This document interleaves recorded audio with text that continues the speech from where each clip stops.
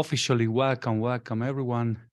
This is the first webinar series here within the project of Youth Plus, and why we thought it would make sense to host webinars and also start with this concrete topic is that we are past these COVID times, and also these new challenges in our modern life maybe elevate the importance of being in nature and also being outdoors, and also non-formal education becomes more and more important.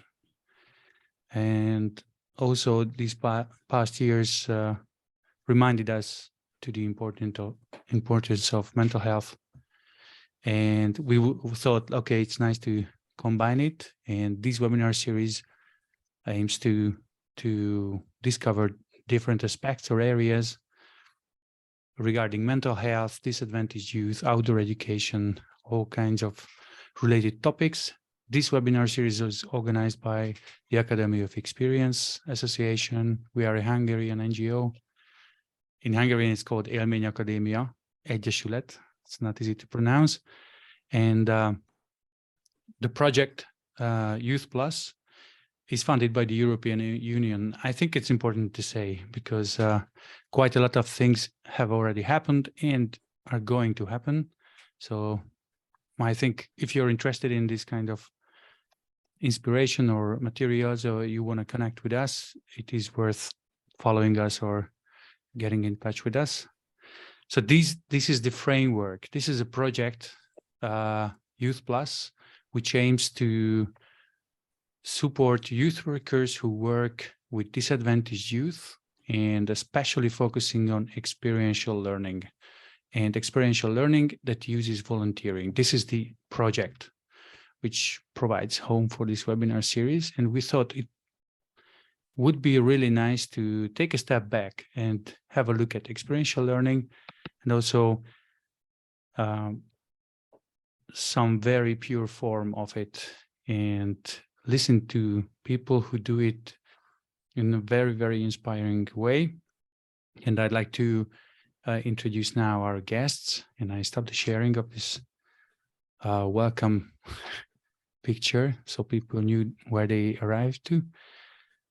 So we thought, okay, who to invite if we would like to talk about learning in nature, learning from experience, and working with youth. And we thought, okay, Bound Romania could be the organization, because they helped the founding of our organization. They are the organization that we are constantly learning from, and we are happy and proud to say that they are our partners. And we thought, okay, if Adam and Iringo are free, let's organize this. They have quite a lot of experience, and also they've been on this journey of Bound Romania all along. Adam is the executive director. Is it the title, the proper title, Adam? Yes. Yes. And why I think is a unique opportunity to talk to him, listen to him, and ask questions also, that he's not only leading this organization and being active as an outdoor trainer as well there, but he's already busy traveling all around the world and visiting other outward bound schools and see how they work. So I think there's way more experience than how much time we have. So I would just say leave it at this, and maybe ask Adam to add what he wants to add to that. And I also say I'm very, very happy that Iringo also came, because not only that she's there as outdoor trainer and member of the organization, but she's also giving lectures in university, and also she has a lot of experience with working with disadvantaged youth and very diverse participant groups and populations. So welcome, and thank you that you came and accepted our invitation, Adam and Iringo. Thank you. What would you add to this brief introduction that I just improvised here? Adam? There will be another question about Outward Bound, or can I Yeah. start? Just Okay. like what would you say anything about yourself? Yeah, I used to be a teacher, and that's my original profession. And I chose Outward Bound because I thought we had so much to do and to build up this organization, and I chose to work full-time for Outward Bound in '97 already. Till then, I was volunteer. Wow. Okay, it's good to know. Thank you. And Iringo, what would you add? I worked more than 11 years full-time for Outward Bound, but after that, I worked a lot with youngsters and people generally with disabilities, and that was my main job. So that's the relationship between the disadvantaged groups in Outward Bound programs and me. Thank you. So we have quite a lot of experience here, just having two of you here. And also I checked the participant list who enlisted to this webinar. And also there is quite a lot of experience there. So before we go on and introduce a bit Outward Bound and give more the floor to you, and I will ask more questions, I would like to highlight the chance that you can ask questions, and it helps us if you write your questions that come up while you listen to something in the chat. And at the end, we will keep our eyes on the chat, and during the Q&A, we try to do our best to answer them or see what we can do with them. And also, thank you very much for already sending some questions when you registered in the form. So this is the questions channel, the chat. And also if you think that, come on, I'm joining from a phone, or I'm so eager to ask that I can't wait. I think it's okay that you turn on your camera, raise a hand, and just ask the question, because if we go on without having a clear understanding of what we talk about, I don't think it makes sense. And also it's good to have a live conversation going on. So that's from the technical point. And we planned roughly have 50-60 minutes of conversation. We see how it goes, and also then opening up for questions. It might turn out to be different if there are a lot of questions coming up. But first, to have some order in introducing who is here. Besides hearing who you are, that was a brief introduction personally, but there's the organizational introduction as well. And there could be some people who have not met Outward Bound and Outward Bound Romania. So I thought you are the best persons to answer this question. Like, what would you say? What is Outward Bound? It's like, just, okay, if someone joins, I'm just a teacher maybe, and I haven't heard this this title. So what's this name? What does it mean? Who are behind Outward Bound, the organization? Adam, I don't know. I think Yes, it's best to ask you. Okay, Outward Bound is a movement, actually. It started in Great Britain, and the very first Outward Bound school, they are called school, started 1941 in Wales, and there was a pedagogue named Kurt Hahn who started this organization. He came from Germany, and he thought there should be a program for young people which prepares them for life. And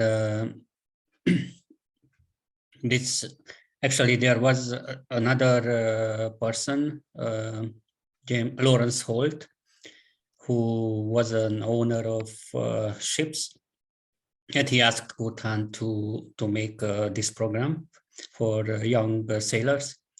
And that's how Outward Bound name came from the sailing, the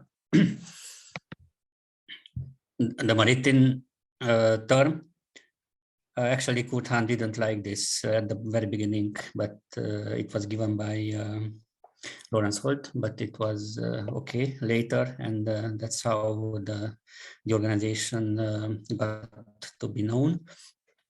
The main important thing is that Outward Bound works in the nature, using the nature as a classroom, and it helps people discover their own potential, to care for themselves, for the others, and also the environment.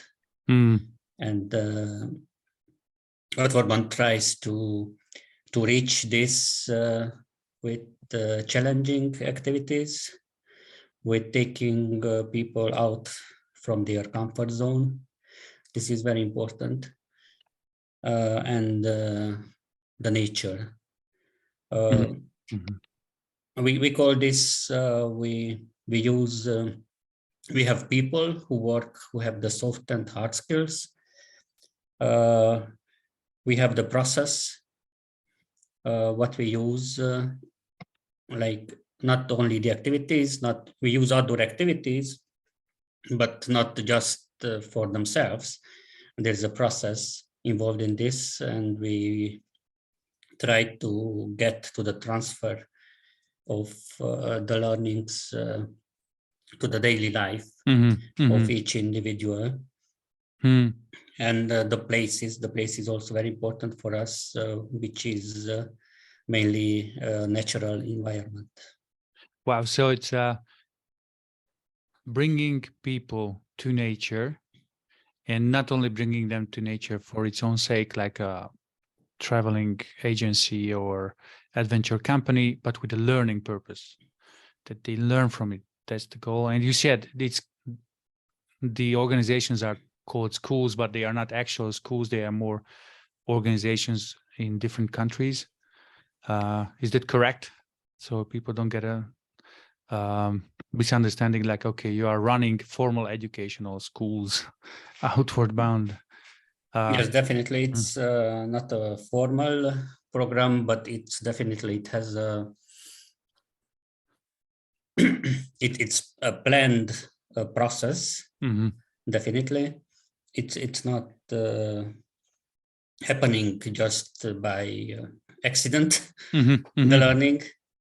And the big difference between another organization and us is that for us, all the activities are the way to learn, like the means of what we use for learnings.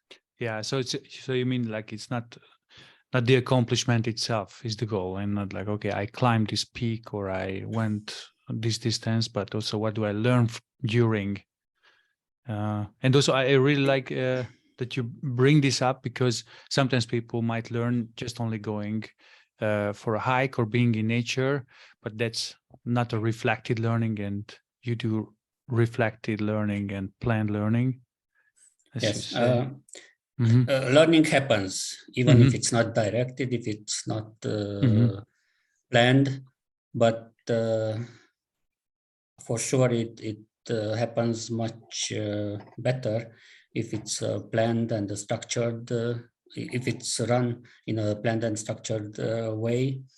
And what I usually say to people, the success of an activity, the success of a climbing is not, doesn't, or unsuccess doesn't mean that we didn't reach our goal. So definitely our goal is the learning, and even if one group or some persons didn't succeed in one activity, they failed, we didn't fail the learning, the goal of our program. So that's the big difference. because we learn from it. So we process what happened, and we go away with some learnings, with some conclusions, what we can use in the future, which can help us. So even if we failed, at the end, we didn't fail because we learned new things, what we can use for ourselves or for the others. Well, thank you for this. I think it's a great way to start our conversation, because quite a lot of times life brings a lot of challenge to disadvantaged youth, and they might face failure without other people being around and being curious about them and being supportive, and also supporting their learning and growth from this first, maybe not successful trial. And also, I think it's important that Outward Bound does this for quite a lot of time and all around the world, because bringing people to to natural sites and outdoors requires also some knowledge and skill, depending on the region and what's there. There's some risks involved. So learning from my experience means also that it's a safe experience. And I wanted to just ask how many countries are there in among the schools of Outward Bound? There are 36 countries with Outward Bound program. Over 40 centers, because in some countries there are several centers. And we, Outward Bound Romania, we started officially 93. So next year we will celebrate our 30th anniversary. Ah, so it's just before your birthday that we speak, 30 years. And I think it's important to just picture this, like Outward Bound brings groups, so it's not individual learning, to nature, which can be very diverse. It can be jungle or mountains or water activities. And Outward Bound Romania does this for almost 30 years now. And I really like that Outward Bound Romania is located where it is, because you have beautiful natural sites there. And maybe we should say where we are located. Yeah. Could you say a bit to the people who have never visited you or haven't seen pictures, what kind of nature do you use as a classroom? Yes, what I wanted to enlighten, that Outward Bound is very similar in the world, but it's also very different. It depends on the sites where Outward Bound develops their activity, like the different Outward Bound organizations, because in some countries like Singapore or Hong Kong, they have a lot of water activities, and other countries which are at the seaside. Some countries use a lot of high mountain areas like India or Canada, for example, or Outward Bound Colorado. We use also the mountains, but we are don't use very high mountains. Our highest peak is only 1,776 meter high. But what is very interesting in our program, that the environment is quite wild. Like you don't really meet people. Maybe you find some lumberjacks, but or some shepherds, but very rarely tourists. And some of the ways are not even marked, what we use for our expeditions. So it's really a wild kind of wilderness. And also we have like animals which contribute to the to this wild zone. Bears and wolves you have in Romania? Yes, definitely. Yes. A lot of bears. Yeah, I think it's important that you said this, because being in a forest, for example, in the Netherlands, where I've been to, is a different experience, where you see signs maybe in the forest, or you feel that, okay, I'm in not a remote place, but going to the wilderness, And being in that type of forest is definitely a different experience.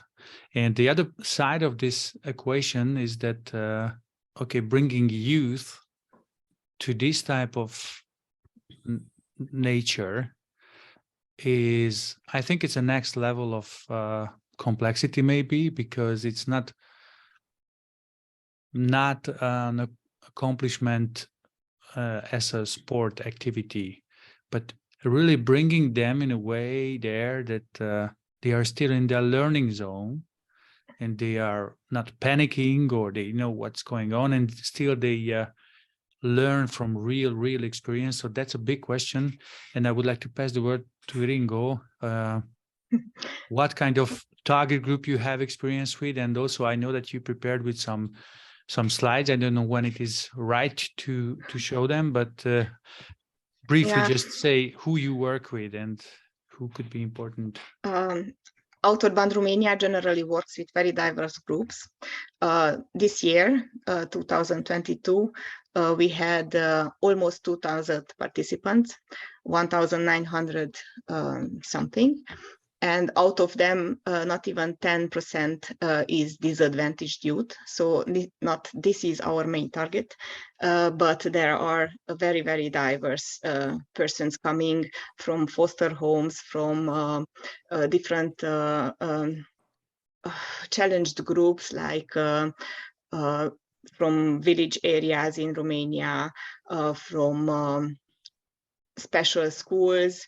There are also coming from international schools, so the other limit, let's say, and there are a lot of youth exchanges and international people coming in who are also with very diverse backgrounds, sometimes disadvantaged and sometimes even being able to pay for a course when they are coming.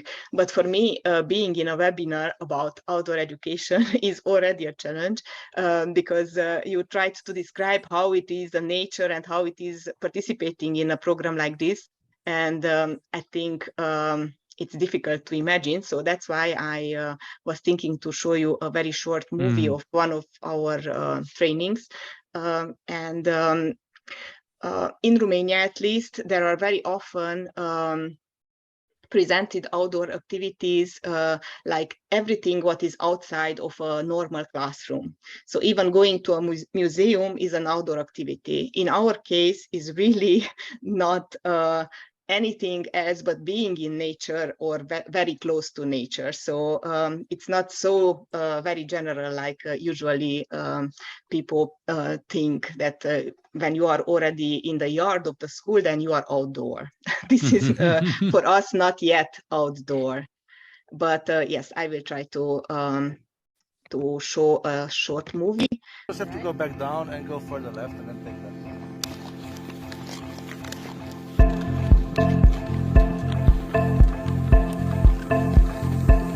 When it's cold,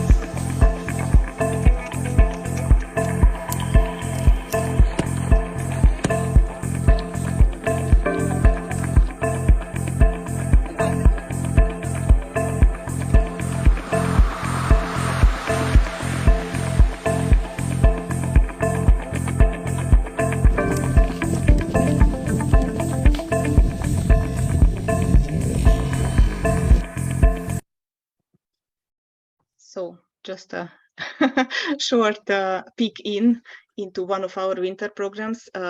Actually, last weekend we were there and it's already snow. So it's prepared the classroom.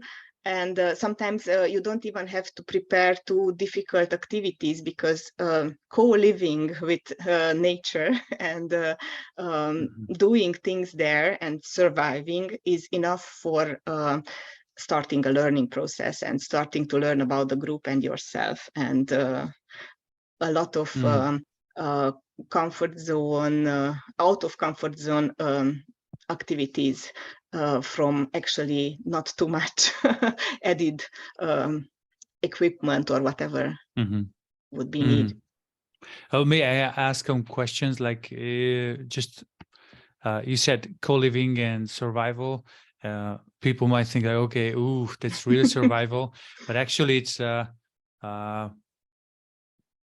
some different experience, and maybe getting in touch with more of the immediacy of maintaining our body, and you need heat and you need food, so you are more focusing on what's present and what's happening right now. And what you mean by just like co-living, how what do people do there? Just some words for us authentic activities are very important. So whenever there is situation what can be a problem-solving activity, we use it as such, and we don't use like a kind of metaphorical activity like, I don't know, passing the ball or whatever. Because if you are facing river and you have to cross it in order to get to the next point on the map, then you don't have to build something special activity, just figure out together how to cross that river. And we are trying to make it as authentic as possible. Of course, sometimes we use ropes course, which is a artificially built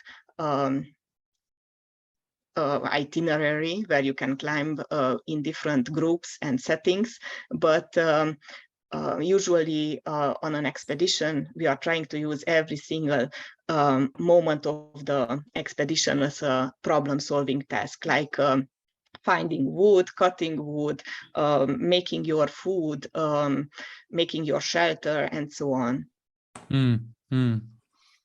Thank you. And can you tell a bit about the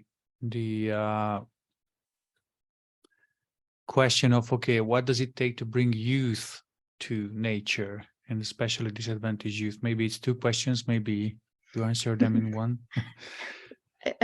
Yes, let's start with the first one, because I think youth today is really not familiar with nature, and it's spending very, very little time in nature. And actually nature brings so many kind of learnings, even about your body and your consciousness of moving and your balance and so on. So it's very healthy to be outdoors, actually. And youth today is not too much outdoors. So even a very short hike can be a challenging activity.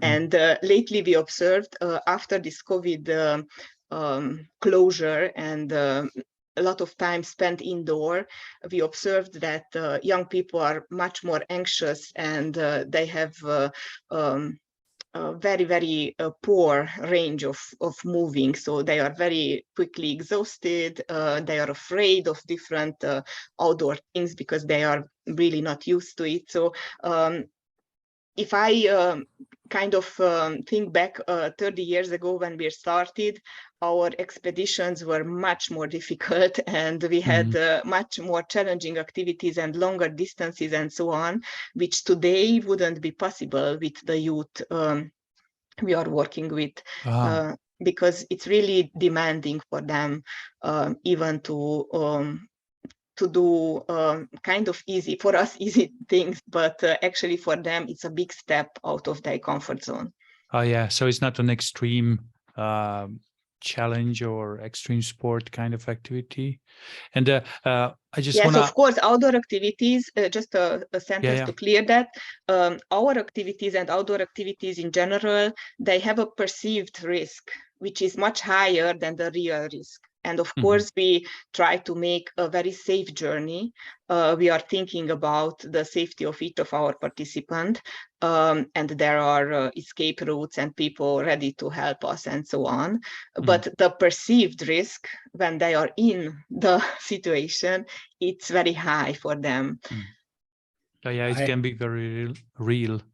They experience, oh, I'm alone in nature, and actually I'm not that alone with the group, but still. And I wanted to bring like our attention also to that it can be challenging physically, and you are not running a fitness company, so preparing people to, I don't know, do a lot of kilometers of hikes, but still they meet maybe some unused capacity of their body. So it can be maybe a reminder also that you have this body as well. But you pointed to some other type of challenge as well, that going out to nature, which is silent, has no Wi-Fi, and I can't go out of the experience immediately, just maybe checking my social media, can be soothing and calming, and also can be stressful also, like, okay, but where are my friends? I don't know. I can't relieve my stress in my usual ways, just scrolling on social media. Maybe I'm alone in this new environment, and it doesn't have to be an expedition to the Mount Everest. It can be that I just spend more hours in nature than I don't do usually. So I'm exposed to this experience of new environment. And what do you take care of, and how do you bring youth to nature so they can experience it and they still stay in there? Yeah, it's not only about physical things, although there are researches about outdoor education helping to get more fit after that and take more care about your physical fitness. But of course, is a very mental activity and a very social activity as well. So speaking about this classroom, the nature, which provides this kind of loneliness, like you are only with the group, actually creates a social medium where you can check the borders, check your limits, start new behaviors, and so on. And mentally can be also challenging because you really cannot step out very easily. And for example, sleeping outdoors, watching the fire and so on can be really stressful in a way that you are not rested well, and you have to sleep with a lot of people together in a place, so on. So don't have privacy or your off time like usually. And from this point of view, we also have to be very careful. But if there is another issue as well, so speaking about disadvantaged youth, then we really find useful this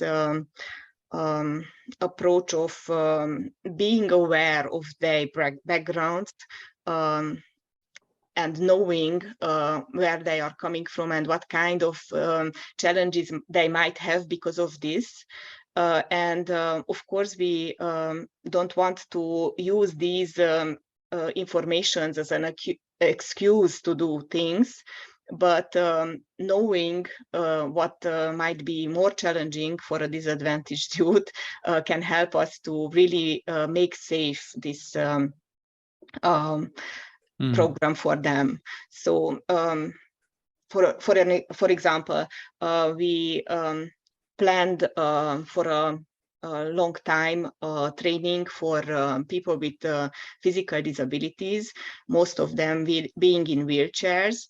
And we started with actually making a training for the trainers, for the youth workers who are bringing these groups.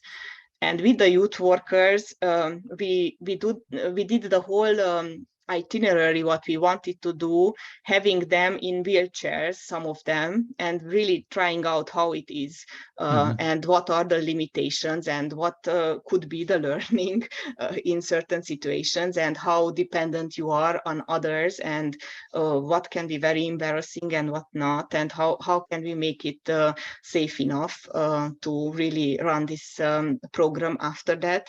And it was a very useful experience for the youth workers to prepare their groups after that for coming, because they knew that we are really thinking seriously that we take this group because they are able to do this program, even if it's raining, even if it's snowing, whatever. It was an April program and it was a very crazy weather. We had everything from sunshine to snow in that 10 days. And during the expedition, it was raining totally all the time almost. But all the wheelchair people did the program very well. And it was a big challenge to actually organize this thing. And for years, they were writing about their experiences and really loving to be here, although, of course, it was difficult for them. Wow, thank you for this experience. I think it's also good to picture this in a way that it's not that we just push people out to nature and, okay, you do your thing and come back and tell us what you learned. But actually what you did is like you're really good guides and hosts of that nature that you already know. And also you are not going there to have a strong challenge for yourself, but you are aware of what's there, and also you adjust your program to the capacity and ability of the people who join to your program. I really like this point that you highlighted. Even people in wheelchair with certain limitations can go out there and have this experience.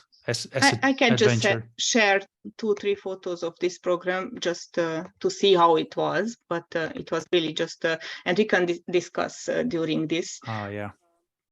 Because maybe it's interesting to see how it works sometimes, because we had to build, for example, a special part of our ropes course in order to be able to use it with these people and to have a sense of success and that they can do actually whatever they are planning to participate with. So it was a very interesting experience for everybody. Thank you for this. And also I just want to make I don't know, like segue a bit that nature can be quite a lot of things. For example, you have a center which is located in a region surrounded almost by forest. So just being in your center, which is still, I have a bed, I have a bathroom, there's accommodation properly, but still I look around and I see nature. And also if I climb up and I need to do something about maybe my fear of height or how I solve a physical problem involved cooperating with others, it's already using my nature, my body, and also working with it. And especially with people in wheelchairs, you need to adjust a bit this type of nature, maybe having ramps or adjusting these things. And if people are interested in this, especially Outward Bound Romania, as seen in the picture, has experience with this, and also there are quite some people working in UP camps in Romania and Bátortábor in Hungary who are especially specialized in this adjusting experiential learning and therapeutic recreation for different needs. Yeah, different needs. Yeah, and I just want to ask one thing from Adam as well, because you mentioned there's a change in participants and participant population in these years. You mentioned, Iringo, that now people maybe are not so much prepared to do that challenging physical activities. Adam, what would you say what would you add to this? Like, what change do you see in how people arrive to your programs and in nature, in outdoors? Before answering this, I would like to highlight another aspect of outdoor education and work in nature. And there is a difference between other experiential learning activities and activities in nature, like longer expeditions or activities on a lake, for example, on water, on a river. And the big difference is that, and related to people with background who are really trying to escape from duties. We know that a lot of people do this. And the important difference is that when they are in the nature, they cannot escape. So they really have to cope with difficulties. They have to stay with the group. And that's why these activities are even more efficient, because they just cannot say, okay, I'm going to get a sleep.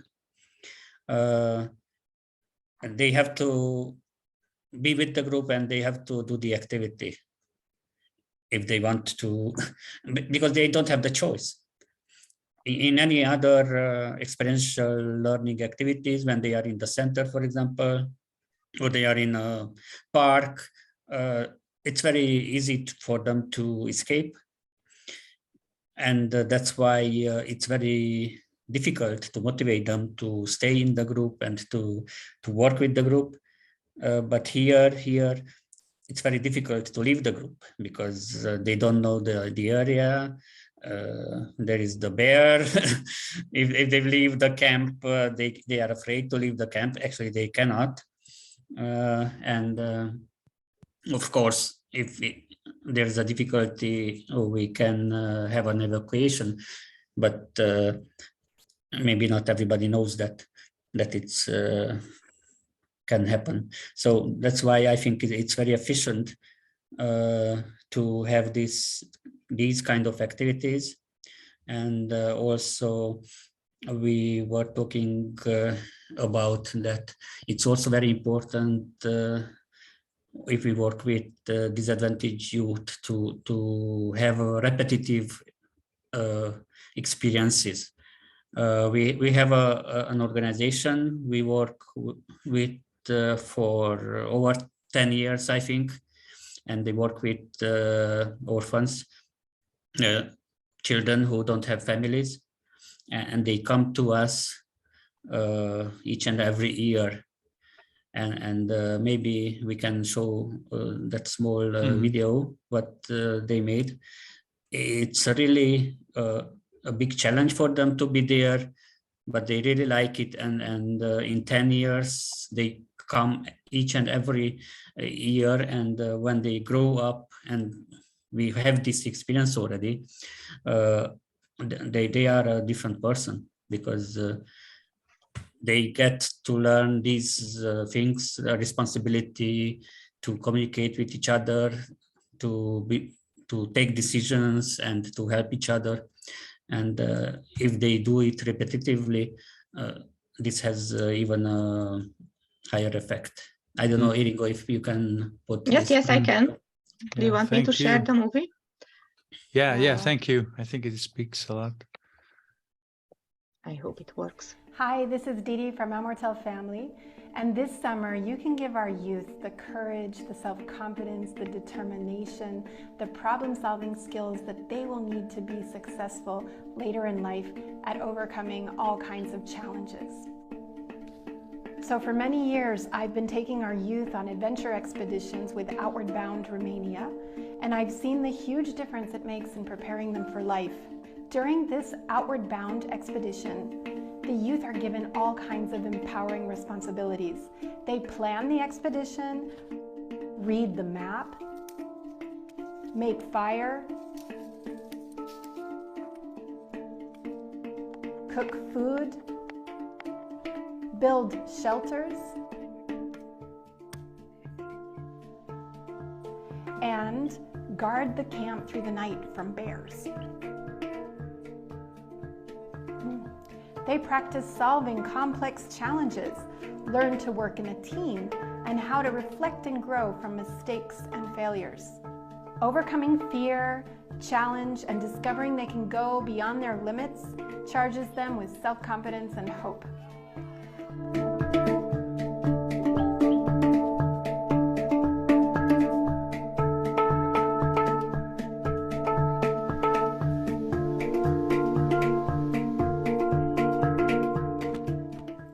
Last year was the very first time the new group of children had the opportunity to join an outward bound expedition, and it was an amazing experience for them. They can't wait to go again. It does take repetition to internalize the lessons of experiential learning, and so this is a really important way that you can invest in a better future for our youth at Árpád family. Thank you so much for your contributions. Of course, every disadvantaged group needs also fundraising for the activity. So usually this is also part of the message.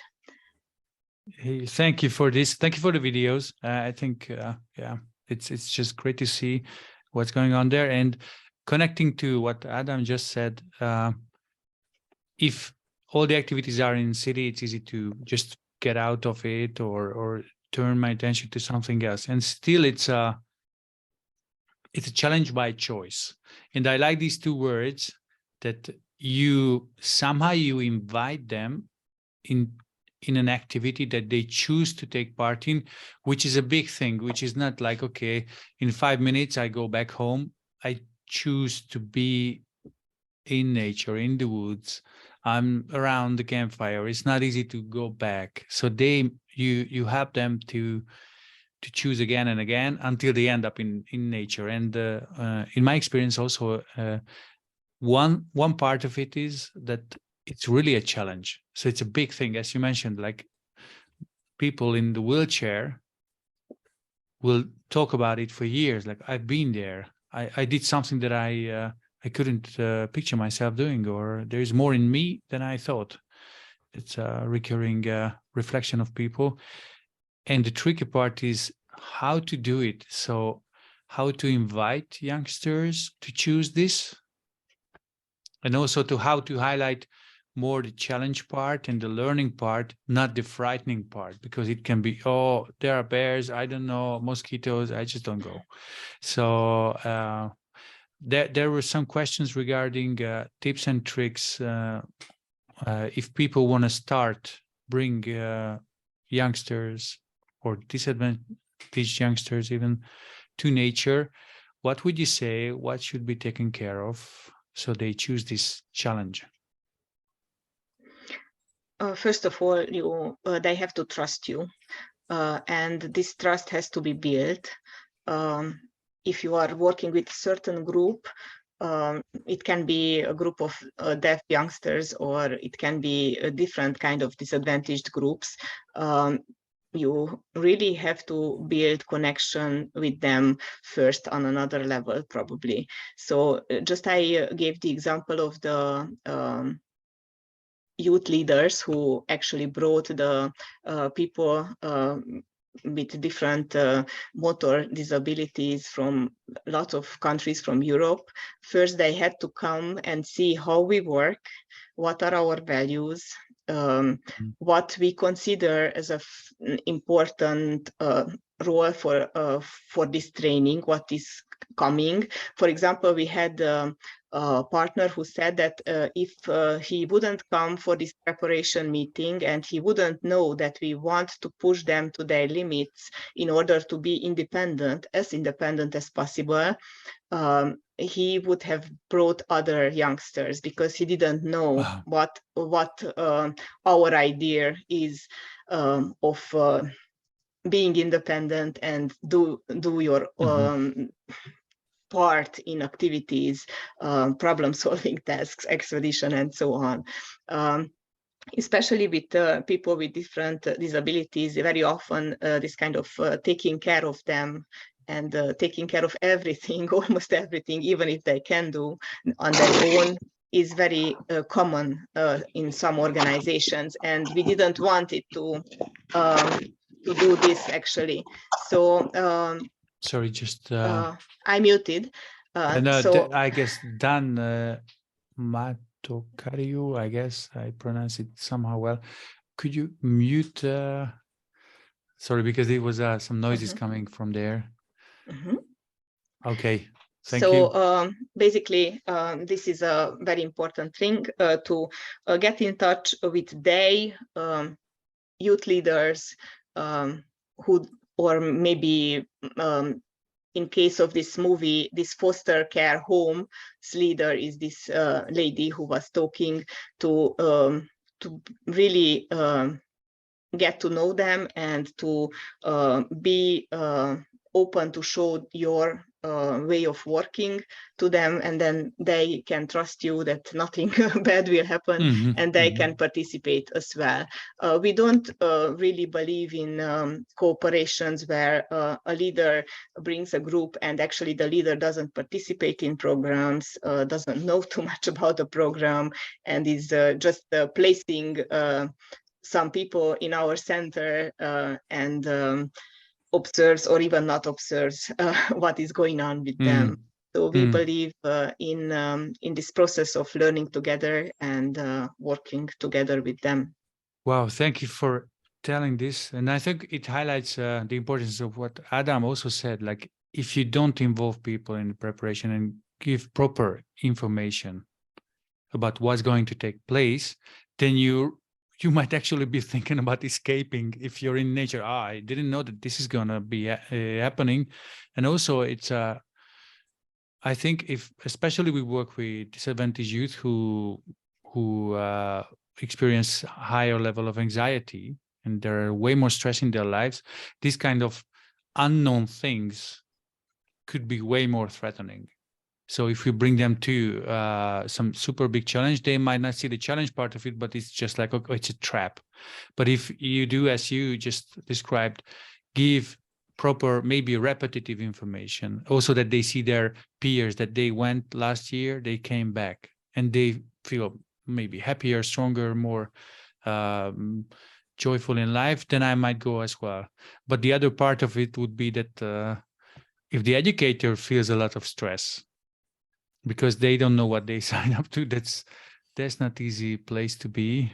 That's the biggest challenge actually. And because we work always with counterparts, with people who bring those kids or youngsters, and they know them, but sometimes they overprotect them. And sometimes it's really hard to get to to a common result, how to work with these youngsters, because people who work with them always, like on a daily basis, they really try to overprotect them, and they don't see that there is a room for more challenges and more getting out of the comfort zone. And sometimes it's really difficult. And even we had the situation that the participants who were disadvantaged people coming from really bad background, they chose the big challenge despite of the youth leaders who didn't want that. Yeah, and it can be that I'm worrying because I haven't seen the activity, so I just picture it and I don't know what real objective risk is there, and I'm just worrying about the subjective risk Ringo mentioned earlier. We also had some educator who was very worried of youngsters just laying down on the ground on mats, on insulation pads, because she wanted to take care of them and she didn't have that much experience with that physically. So it's coming from a good in a good place, a good intention, but there should be some kind of dialogue, as you mentioned, like, okay, that they understand what's going on. It's not crazy people bringing the kids to nature and doing harm, but safe challenges are provided. So that's a lot of preparation. And what else would you add? What else should we take care of so they arrive really to a good and nurturing learning experience in nature, if we talk about youth or disadvantaged youth? I'm just, passing the word to whoever, Iringo or Adam. Preparing them is not easy. Sometimes even having the youth leaders experiencing some of the activities, seeing the place, and maybe knowing a lot of activities from the program is not enough information for the youngsters. And this rule of Outward Bound, the challenge by choice rule, is always there in every program. So whenever the group arrives and is facing an activity, there is always a way how to participate, and not for everybody is the same challenge. You can actually choose the level of challenge what you can accept and can work with.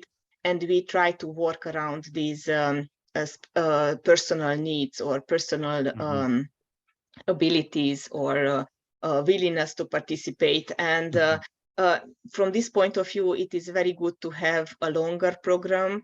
So not just 1 or 2 days, but really like an 8-10 days long program, or even longer, because they learn somehow to trust the process and to trust the people. You cannot expect from anyone to trust you at once. They arrived, and to really do everything what you ask them. Of course, we build up our programs gradually. The challenges are gradual from all points of view, not only physically, but also mentally and socially. We don't start with the expedition. They have their own rooms in small groups, like 3-4 persons, and they can have some privacy and so on. And then after 3-4 days of being in the center, starting to get to know each other, we live on an expedition where you are really depending on each other, and you don't have any privacy or so on. So from all point of view, we have to build up gradually the experience, I think, and then they can trust the process, that they will be not exposed and nothing bad will happen to them. And of course, there are people who are more stressed of these kind of things, and they need more time, and sometimes things are going very easily, and the group harmony is getting very quickly to be seen. So you pay attention to participants and adjust the program. So you see, like, okay, someone needs more time to prepare. I think, it's very important to know. So I can tell that my experience in your center was also that first arriving, it's a new place, everything is new. So I need to get used to it, especially if I'm a youngster. So feel at home, but everything is new. So looking for safe places maybe takes a while. Like, okay, which part of the center do I like to spend my time? Still, it's an accommodation, like a hostel, but after being in an expedition, you feel like, okay, we arrived home. So it's a different experience. And I wanted to ask about the preparation, because if you bring youngsters, as you mentioned, Iringo, especially these years, they might be not so familiar with spending time in nature. They might not have enough equipment, and also if they don't have, they haven't used them. So how do you prepare them so they can really take part? what needs to be that's a very taken care of? important question, because we had to adjust to this as well. Working with international schools, it's no problem to have very fancy outdoor equipment and to have everything what is on the list of packing, and they arrive very prepared. With disadvantaged youth, it is different. Out of Bound Romania, during the years, bought everything what we need for equipping our participants with even with rain gear, coats, trousers, boots, backpacks, sleeping bags. We provide them everything what they need, because otherwise they couldn't participate in this kind of activities. And of course, they get a packing list as well, but it is written that only what you have, and only if you have to bring it. And we try to give them really everything what makes them feel safe. And this is also about the safety of our participants. Just as we provide this safety in the ropes course, and having a very secure belay system, and ropes and carabiners and so on, the gear for the expeditions is as important as this kind of safety equipment. Thank you. And I think it's important also that to know that you arrived to this point in 30 years. So if people go there and think, okay, I need all this to start, not so. And Adam, what would you say if I'm a youth worker, educator, maybe in a foster home, and I'm thinking about, okay, not going to, winter expedition in Romania, but maybe going to a forest hike, maybe spend a full day in forest. What kind of equipment do I need, and what kind of preparation do I need and the youngsters? I think it's very important, first of all, to know the terrain, because this is the most important. And also you have to have a plan for evacuation. If something happens and you have to have a backup, if you need to evacuate 1 or 2 persons, then you have to have somebody in the backup to help you with this, because this can always happen if you leave the comfortable city. But still, I encourage everybody to go out a bit. Even you don't have to go to the high mountains, but to have small walks and hikes, it's very important. And you also can ask other people to join you, to help you. And beside this, to talk with your participants, to prepare them mentally that this is a nice thing to go out and to look around in the nature, to listen to birds and look at the scenery. I think it is very important to highlight the nice aspects of the nature, and not just what they hear in the media, that the bear was here or there, or what happened here or there. It's very important to show them also before they go to the nature, that nature is good and nature is nice, and we are part of nature, and we should experience a lot in the nature. Thank you. It's I think it's something that people might forget, like this kind of gradual preparation, and also this kind of dialogue that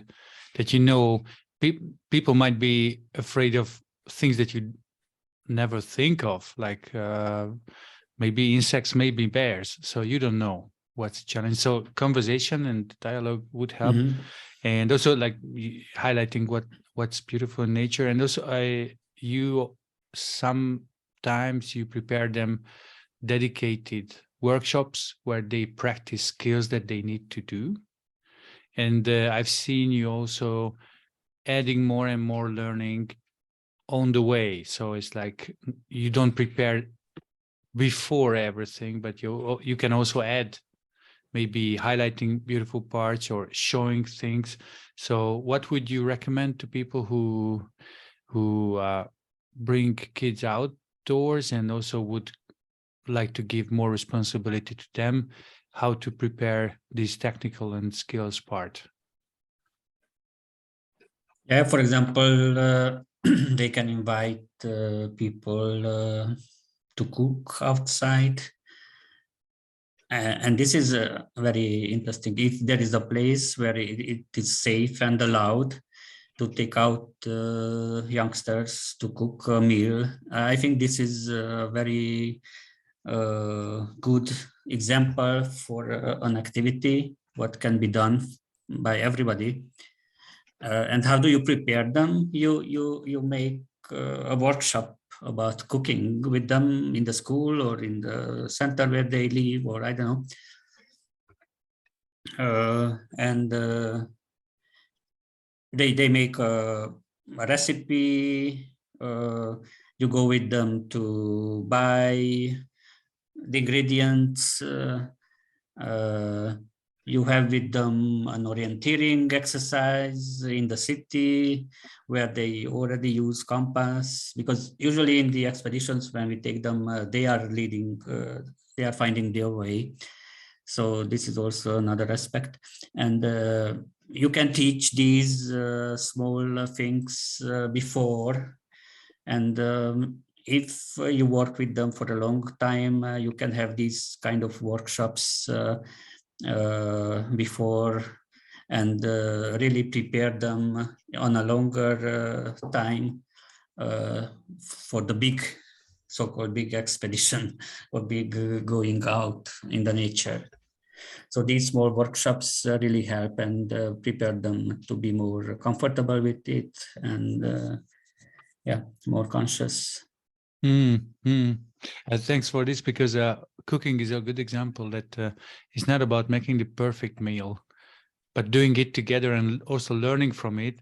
And as an educator, you have to be prepared to taste it and eat it as well. So it's okay, it's gonna be something. Sometimes it's very, very good. Sometimes it's the first try. And especially if you have later more chance to repeat and learn from it, they tend to become better and better meals, in my experience. And the kids are also very proud of it. And this is also an authentic activity, because they get what they cooked, what they prepared. Yes. Yeah, because usually people are used to get from the restaurant, from the, I don't know, institution, from others, and this is what they really learn, that if I put myself and prepare plan the meal and work together with my mates, I can make a good meal. And it's a real experience, I think. Oh, yeah. I was laughing because it reminded me that on one of my trainings, we started with peeling the potato workshop, because some girls from the foster homes, they have no idea about how to peel a potato. And luckily, after walking a lot and doing the hiking part of the expedition, and any meal can taste much better than it really tastes. So it is edible usually. And it's it's a nice way of bonding also, cooking and eating it together.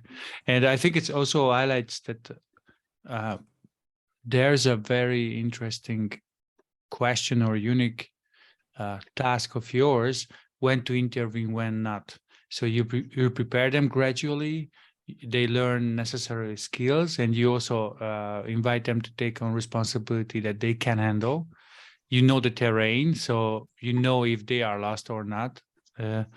I think that's important to know, because if we are all lost, then it's not good. We don't really interfere too much. I mean, we let them get lost sometimes, but there is, of course, a limit. This summer, I had a group where it started a kind of picking mushroom chaos, and everybody was going wherever he was thinking to, and we ended up in the middle of a forest where nobody had any idea where we are on the map. And then I stopped them, of course, and I said them that we have to go back to the last point where we know where we are on the map. And they were very upset because the backpack is heavy and it's uphill and whatever. But yes, we don't interfere too much. Only when we see that darkness will come, bad weather will come, or they are really in danger, then we interrupt their process. After, if not, then we just keep all these information kind of noted somewhere, and we discuss about that the debriefing part. And I want to ask about it, this reflection part. And before we go on, I've seen a question there in the chat, and if people have question or want to ask, you can write in the chat, or you can just ask your question verbally if you wish. And I see, Borbála Takács, your question. We get to it soon. I just want to ask about this reflection. So it's okay, it's intense, it's challenging, new learning in nature for youth. And what do you recommend to do during and after that helps this process become a more rich learning experience or reflection? So what's your thoughts on that? What helps youth reflect, and how do you do it?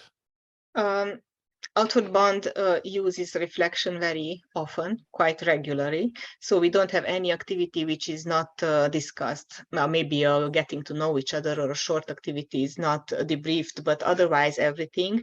But for example, on a 3-day expedition, we don't debrief every single activity, like how you build the fire or how you cook the meal or so on, because during an expedition, there are a lot of low moments when people are disappointed, are wet, are tired, are hungry, and so on. And in these kind of moments, for example, I don't stress on debriefing, more on encouragement and on support for them, and maybe asking questions individually to them. And it's very interesting to see when we are back in a center or back in a safe place, wherever it is, and we do a debriefing the next day after they got showered, they are clean, they are fed well, and so on. They see completely differently this experience, and we give them time to actually process this, because in life they have many difficult moments, and in the difficulty, when you are full of emotions, you cannot judge the good or bad in that certain moment. And after that, you closed actually the experience, and you have a little distance from it. You see totally differently, and it's very interesting to see how different they see different elements of these kind of experiences afterwards.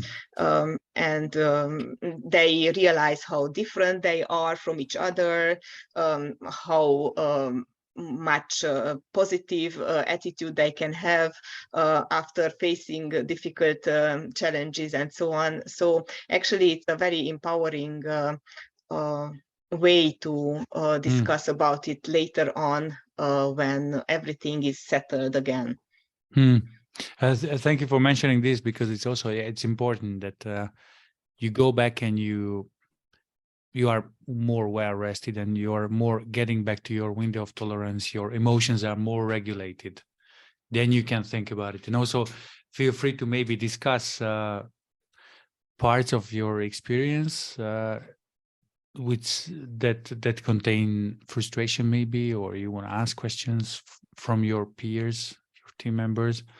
Yeah, that's an important thing, not to always do it. And I want to bring this question up. There's a question from Borba Takash that when you work with underprivileged youth coming from rural areas, especially in case of girls, how do you gain the trust of their parents? How do you convince them it is safe? What are your methods for this communication? It is very difficult, I must say. More than 25 years ago, we started a program for rural area especially, and we had to discuss with the priest of the village, with the teacher of the village, and to convince everybody that this is going to be a good program and they can trust us and they can let girls and boys with us, because we have rules for everything and we will take care of them. But this summer, for example, we had this life skill project when half of the participants were underprivileged and half of them not. And I think it was a very good combination, because this helped somehow to gain the trust that there will be other youngsters from a little bit different background. But if I had the feeling that if they knew that those parents are trusting us, then they can also send their youngsters to us. And somehow all these country groups were quite balanced, and we had no problems with finding this good mix. I don't know from every country group how they organize themselves, but where I know, I can tell that, for example, when where Roma youngsters were coming, there the youth, the mainstream youth who came with them, it was from families who are very sensitive socially, and they wanted their kids to actually meet with this group and work with this group. So I had a very good feeling of them being aware and open and so on. So I think it's very important to be honest with the information, and you have to prepare in advance how to make a good mix. So these are two different things.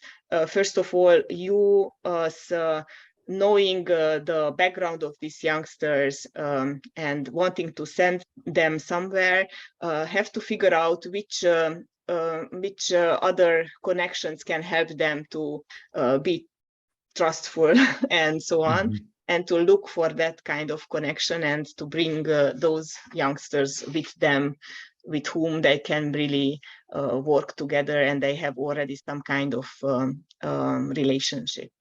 Yeah, I think local people are very important. Those like teachers or other people who work with them and who know them, or know the parents who can talk and convince them. Because sometimes if they don't know us, if we go directly, definitely they wouldn't trust us. But if we go with somebody or ask somebody from the local community to ask them, then it's easier to convince them. Definitely, it's always good to have people who even come with them and not just send them. So usually we offer free places for teachers, and with other programs there are youth leaders who can come. But it's definitely very important to have somebody from the local community who knows them and who can convince the parents that this is a safe place and this is a good thing to try out and to experience. Thank you, Adam. And I think it's also good to like this mediation and connection, which helps trust, is also true for any kind of new experience. And going out of your comfort zone could be, in our experience, traveling itself, sleeping somewhere else. So not just going to the nature, but sleeping in the Outward Bound Center in Sovata, which is, I don't know where, and who will be there, is already a big challenge. So this is a really good question, Borbála. Is it answered for you, or to some extent, or do you have some additional questions? No, thank you. It is perfectly answered. Thank you. Thank you for asking. And I'd like to remind ourselves, like, the webinar is planned until past, so we still have 8 minutes. If you have any questions, you can ask right now.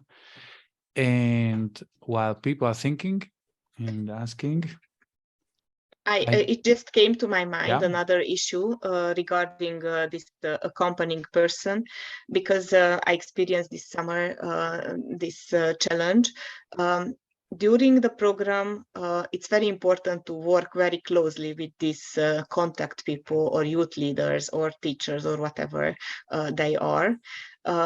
And it's really interesting how can be efficient this cooperation, because we had this very challenging youth this summer from some countries, like all kind of, like, it was really my trauma-informed approach was very difficult to put in place, because there were so different backgrounds that I couldn't prepare for everything. And starting from foster care, from rural areas, from transgender persons, from everything what you can imagine. There was a big mixture, and I had a feeling in some cases that the youth leaders knew much more information about the participants than I. Even hid some information from me, and it made me be very in very difficult situations when solving problems. And it has to be a kind of work ethic to share the important trauma-related information about the youngsters, even if you are as a youth leader there and helping the process. Because, for example, me as a trainer, I could work much more efficient if I would knew that information. And there must be a very difficult actually balance to find how much information you have to give and how much you have to retain and so on. But I had in a certain moment a kind of feeling of this is not fair that I didn't know this only at the end of the training. But of course, there is from the other side, there is this responsibility of not sharing information which is Confidentiality. very confidential, and so on. So of course there must be a balance, and from this point of view is important a close cooperation with the youth leaders or the teachers or whatever during the whole program to figure out things. Well, thank you for adding this because it's highlighting the importance. Now we are just pointing into directions like preparing and having proper information, not only about the territory you work in, I mean, like the natural site, but also about your participants is essential, because doing the same activity with a totally different group with way more maybe physical or mental health issues is a totally different thing, and has way more risk factors involved. So managing risk is not only about is rock climbing safe or not, but is this type of activity safe in a way for this group? And this group means that combination of people. So inclusive groups could be one way to go around this. And also gaining trust of parents. I'm just recapping what we said, like it's a lot of preparation work put in, and also preparation of ourselves. You mentioned trauma-informed. So learning about the target group we work with, and also preparing not only, okay, I have a first aid training, but maybe some additional, I don't know, staff training or bringing people, as Adam mentioned. If I don't have that knowledge, maybe I just bring someone who knows them or who knows the topics relevant to the program. And now we are turning towards the closing minutes, and I still look around if there's any question we didn't notice. It's just like If not, I can invitation. Yeah. say something about. There was a question about activities. So this is not the place to describe activities, what you can use with disadvantaged people or with other youngsters. What is important that you can have all kind of activities, but it's very important what you just told, that you take into consideration the target group. And adapt the activity to that. Yeah, and you have to adapt all your activities.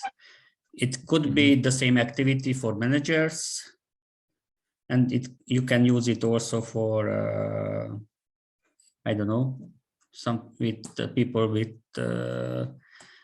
disabilities, for example. But you have to adapt the activities, and you have to have in your mind always what do you have to change in your activities in order to make it right for that group.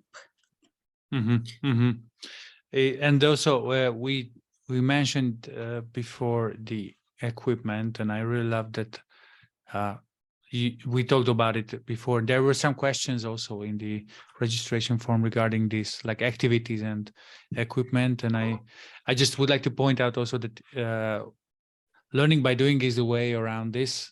Like if you want to learn about working with groups or activities, you need to practice and go for trainings and maybe have your learning process with that. But not having raincoat and going out for an expedition, it might be really, really out of the learning zone. It's a different activity if I'm in my super outdoor gear and I'm feeling cozy and the kids are just going into hypothermia, then it's not really doing good service. And it starts with what Adam mentioned, really getting to know them and also prepare them. Maybe they have different understanding of nature. And now I'd like to ask you to give us some final thoughts about why is it still worth, because it's a lot of work. We just talked about how much work we have to do. So why does it still make sense to bring disadvantaged youth to nature? Adam, Iringo, whoever has the words. Yeah, I can share that we started this year to apply a survey on Outward Bound international level about the learnings of the participants. And I actually checked how is the learning of my disadvantaged group this year. And they grew just like the others, almost 1 point with in every field, like personal resilience and so on. But actually what I observed that they started from much lower than the other groups. So their self-esteem is lower than the other groups. And even if they grew now 1 point, they are maybe now at the level of our regular participants or so on. So even on research base, you can prove that it works. Just it needs much more work because it's still not getting to the level of, let's see, mainstream participants. We're still learning there and growth. Hey, I really believe in the power of the nature and of the outdoors. And the most time people spend in nature, I think the best people they will be, because nature teaches us always how to behave, what to take care of, and how to look to the future. Yeah. Consequences are immediate, so you feel on your skin. Thank you. These are beautiful final words. And as a closure, I would like to ask you if people got interested or inspired and want to contact you, what kind of invitations are you open to, and where can they contact Outward Bound? They can contact us by email, for example. It's info@árpád.ro, or on our Facebook page, which is very easily to be found, like the Bound Romania Facebook page, or even through the web page, árpád.ro. So we are really easily accessible. And I know you're busy. What are you open to? This summer we will have again training, long training for wheelchair group, and we even will buy a special wheelchair for hiking.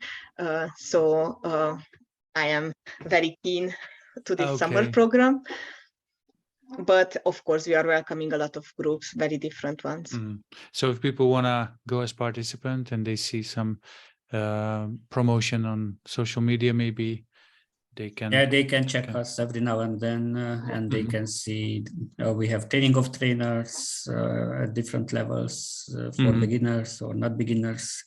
We have a lot of youth exchanges also for youth workers, a lot of programs. We started already in January, but they are already full. But personal development programs, yeah. Wow. If somebody wants to come to us, they really can do it. Even to volunteer at Bound Romania, that's the best way to learn a lot. Really, to come for 9 months to volunteer for Bound Romania. As an ESC volunteer. Yes, so definitely. It's good, so they don't have to pay for that. They can just go. Thank you very much for your time, for being here and sharing your experience and thoughts on this topic, which is very, very relevant. And thanks for everyone for joining us and for spending your time with us.